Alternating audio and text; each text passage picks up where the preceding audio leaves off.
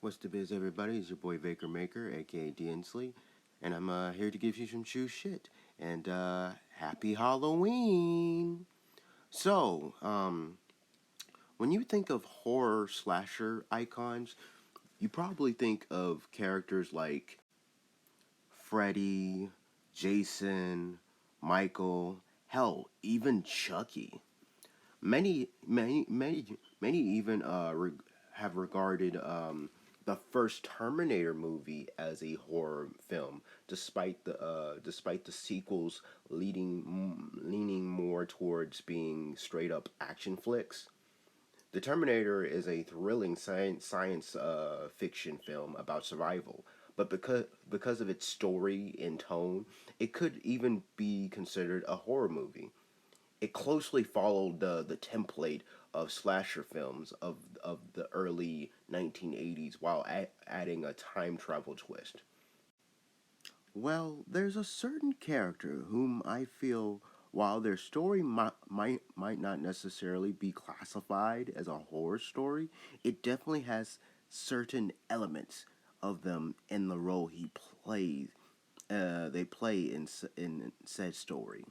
The character I'm referring to is the main antagonist of the 1997 classic video game Final Fantasy VII.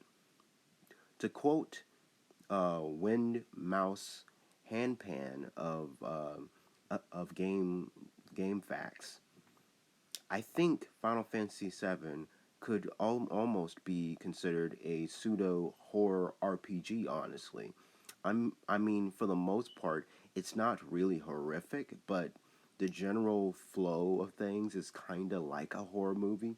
How they typically have intense, creepy moments, then break away from the creepy for a while before building up to the next big scare. FF7 is similar in that it throws unexpectedly creepy moments and areas at you periodically before returning to a standard JRPG atmosphere, although it's still darker than many, for a few hours until it suddenly tosses another creepy area or moment at you unexpectedly. Unexpectedly for a JRPG at least. Granted, most of them are on the first disc, but still. End quote.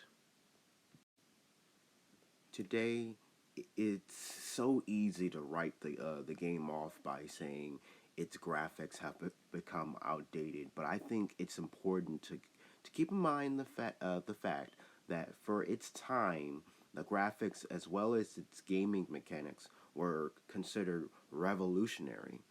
Besides, I constantly see a lot of modern gamers being able to look past the character models being polygons and allowing the gameplay, the music, and the story to keep them captivated. These are just a few of many examples as to why FF7 is still one of the most influential games ever made. The game that introduced many players to Final Fantasy and to JRPGs as a whole brings a whole trunkload of nightmare-inducing imagery and aspects with so many moments feeling as if they came straight out of a cosmic horror or psychological thriller story. Many of you who are familiar with the Final Fantasy franchise as a whole might argue that FF7 isn't the only one to have some events that feel like they're straight out of a horror movie.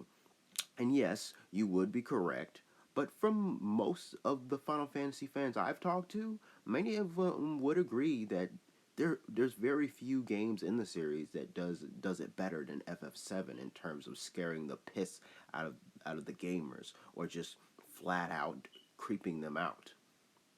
Again, FF7's story isn't what I'd consider a part of the horror genre, but I'd be lying if I said the game doesn't borrow certain aspects of it, especially when it contains to as a character and his role in the game. In order for me to explain why, I'm gonna have to go into some heavy spoilers for a 25-year-old game. We good? Good. There is a lot of build-up in the OG game before. Okay. I'm gonna stop now. I'm not gonna be doing that the whole video, but there's a lot of build-up in the OG game before Sephiroth is first seen. Throughout the first portion of the game, which much like the 2020 FF7 remake game in its entirety, mostly consists in the city of Midgar. For this part in the story, we do not see Sephiroth at all, which is a huge contrast to the direction the remake decided to take. We do get a few moments mentioning his name here and there from different characters throughout the Midgar portion, but we don't even know what he looks like, nor much of Cloud's relation to this guy, leaving a huge amount of mystery surrounding this character. Each time he does get brought up in a conversation, the scene never gives away too much info, but leaves you intrigued enough to want to learn more about this Sephiroth fellow. One moment describes him as a great first-class soldier, and another states him murdering Tifa's dad. For this portion of the game, the Shinra company is treated as the main threat to the protagonist. Nearly every central character in the story has having to deal with its tyrannical rule over Midgar, or have been negatively affected by Shinra. In fact, a lot of the horrific elements in the game are thanks to the terrible experiments done by Shinra's scientist, specifically Hojo, whom, in my opinion, is the biggest scum in the whole game. Yet he has all the resources for his horrific experiments, thanks to people like President Shinra sponsoring, and all that stuff. Despite the game's main hero's best efforts, they failed to stop the evil company's plan to drop the Sector 7 plate, which crushed the town and killed Biggs, Wedge, and Jesse, along with tons of innocent civilians.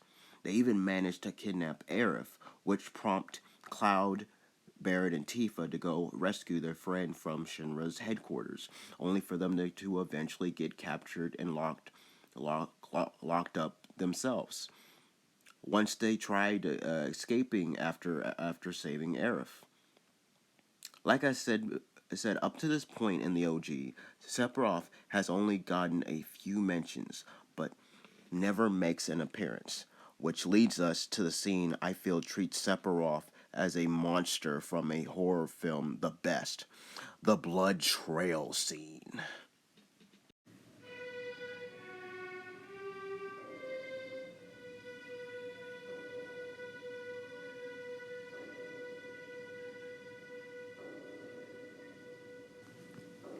After Cloud and the others wake up from their sleep, you, the player, see your jail door open.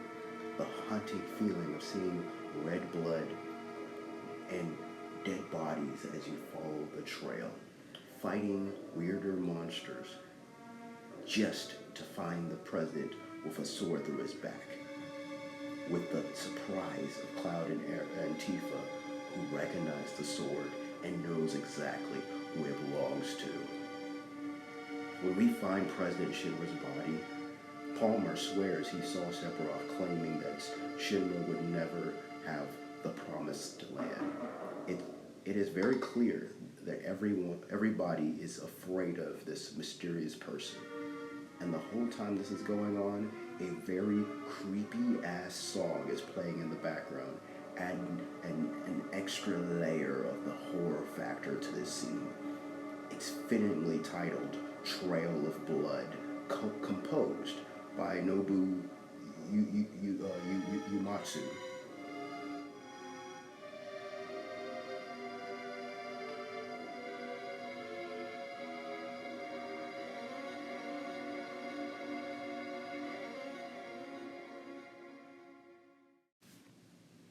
So, as much as I did enjoy the FF7 remake, I do agree with those who felt like the remake did not do this whole scene justice.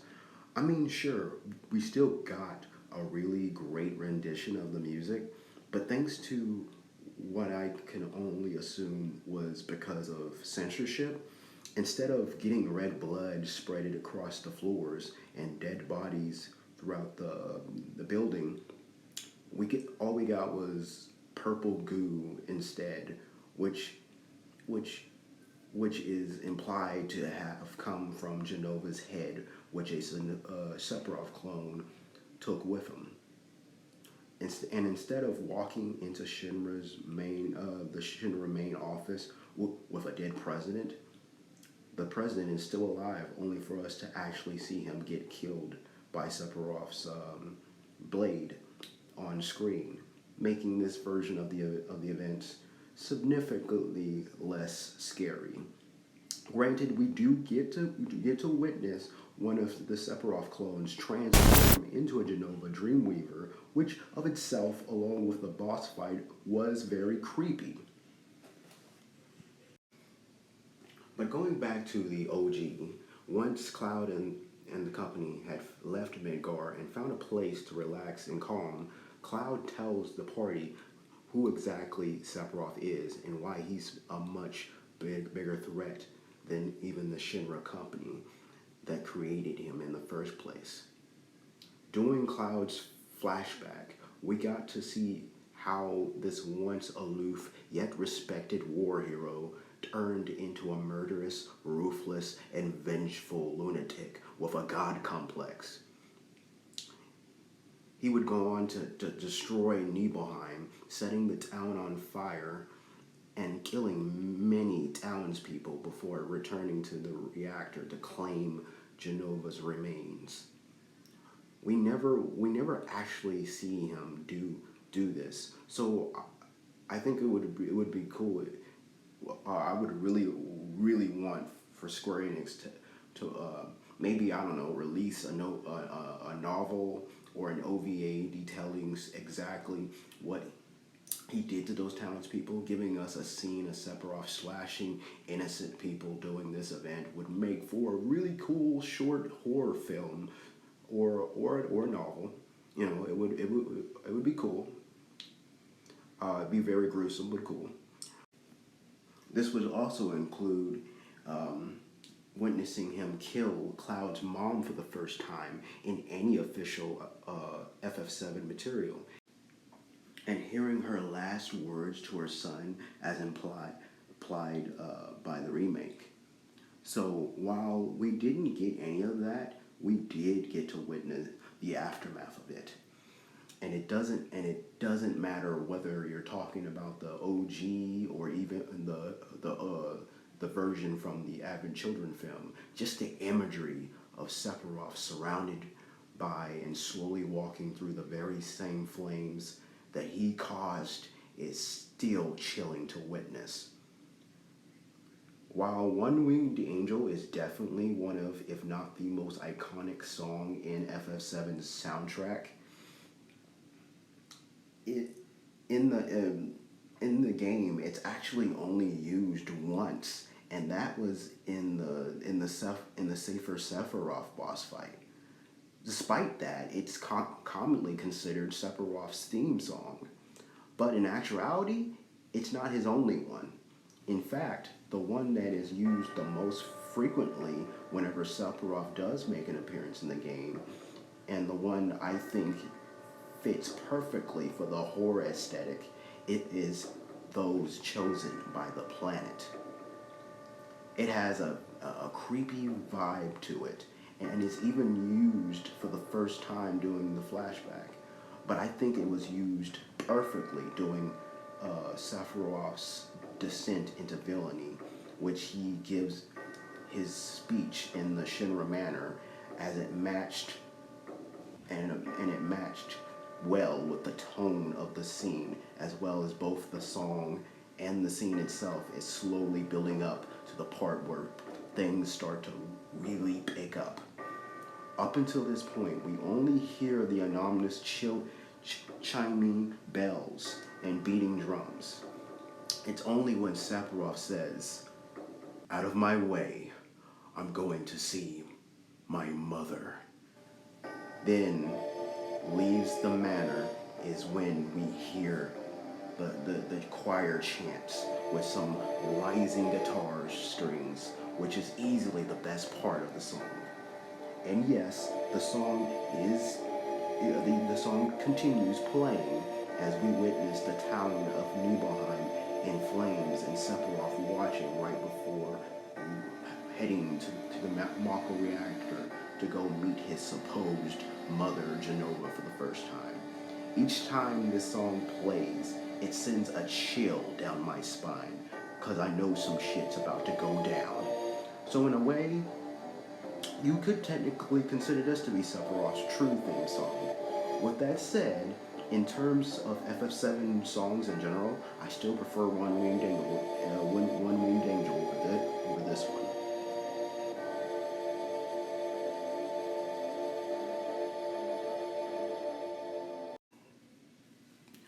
Now, sometime after the Nibelheim flashback, the players do encounter a Midgar Zolom and is forced to fight it, and has proven to be an extremely difficult to defeat for many players. And because of this, the game does give the player ways to avoid fighting this monster, either by riding a chocobo, which is fast enough to outrun it, or doing it on foot if the player is precise. Again, it's possible to defeat the Midgar Zolom, but just know that it won't be easy, and you'll need to do a lot of leveling up if you even hope to stand a chance against this thing. Regardless of what you end up doing, once the player traverses the swamp for the first time, you'll encounter a one-time field location named Martius, where a Zolom is impaled on a tree, leading the party to speculate the feat was done by Sephiroth. Basically, this is the game's way of saying that at this point in the story, you are nowhere near Sephiroth's level, especially if you did this effortlessly. Which, after knowing what we already know about this dude and the feats he's already accomplished so far, would not surprise me. Which further adds to the terror of Sephiroth, because we know we will eventually have to fight and beat this guy to finish the game. And at this point, much like Cloud and the rest of the party members themselves, you, the party, are most likely wondering to yourselves, how the fuck are we gonna do that? And to add to my point of Sephiroth being considered a horror villain, his character was even inspired by a horror classic. When the team behind Final Fantasy VII Remake sat down for an interview with a Square Enix blog, they received a question asking why they decided to change Sephiroth's introduction.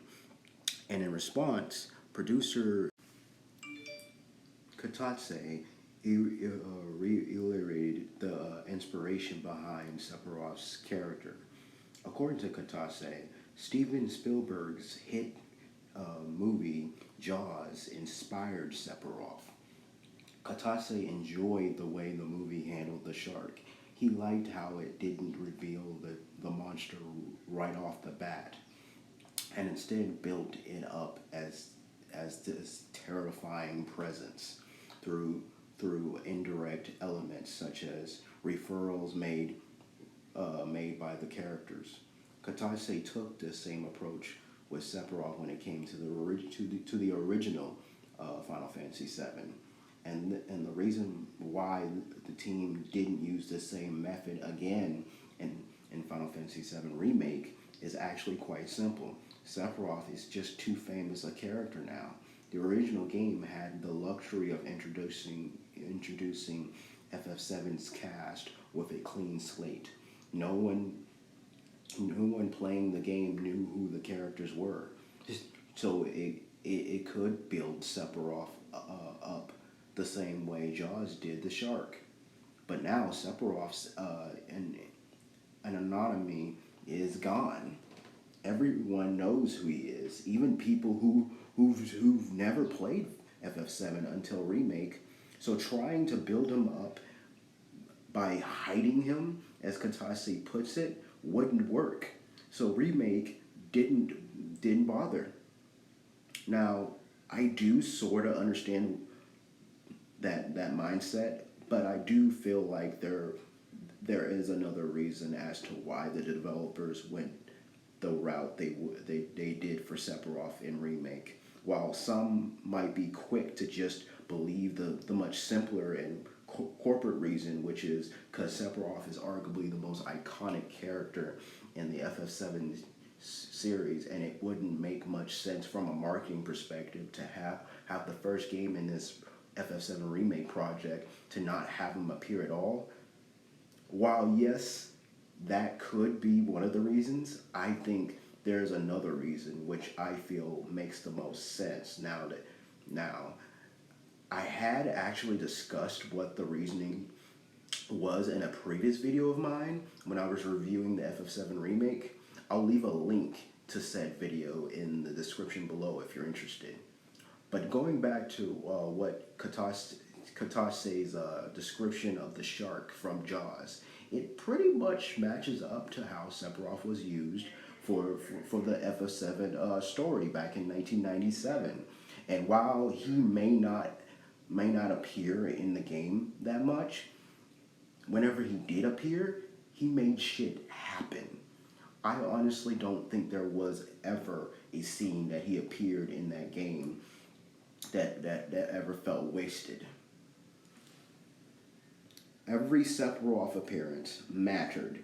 In fact, his most iconic moment, along with the Nibelheim incident, was him killing Aerith by stabbing the poor girl with his legendary Masamune sword.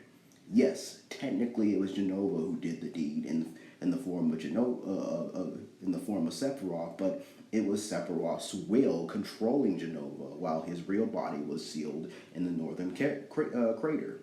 So I definitely consider that a Sephiroth moment. So in conclusion, I wouldn't necessarily classify FF7 as a horror video game. It's more of a cyberpunk adventure role-playing game, which does offer a lot of horror elements in it, with its main villain at the center of a lot of its scary moments. Despite the game being limited to using polygon models for its characters most of the time, it does a really good job of making us terrified of this silver-haired swordsman, which is why I think Sephiroth not only makes for a great video game villain, but also a great horror villain for the Final Fantasy franchise, and should be feared and respected just as much as the horror movie icons are. Now, if you enjoyed this video, be sure to hit that like button, hit that subscribe button if you want to see more videos like these, and most importantly, hit the notification bell if you want to be notified when I do post these videos. With that said, stay beast, and like I said, happy Halloween, y'all.